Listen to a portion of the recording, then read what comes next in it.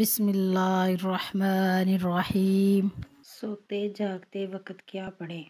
نبی کریم صلی اللہ علیہ وآلہ وسلم جب رات میں بستر پر لیٹتے تو اپنا ہاتھ اپنے رخسار کے نیچے رکھتے اور یہ کہتے، اللہم بسمک اموت و احیا، اے اللہ تیرے نام کے ساتھ مرتا ہوں۔